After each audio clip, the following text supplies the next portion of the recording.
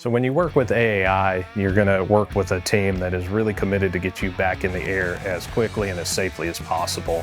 We have a really hard time getting a part in and then telling that customer we can't complete the job because it has bad parts or unavailable parts.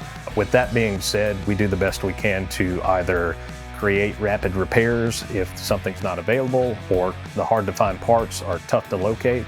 We'll engage our engineering team and we'll say, hey, we need a fix for this problem. They'll work really quickly to get an approval done so we can move forward with some sort of unique repair or specialized repair.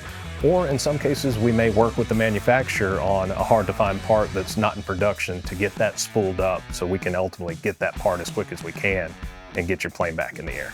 At AAI, we have the ability to create FAA-approved repairs. So what that means is we'll reverse engineer a part, whether we're going to do something like a plating repair to restore that back to original dimensions. It may mean we're going to do oversized bushing repairs where parts are worn out and we need to bring them back to size.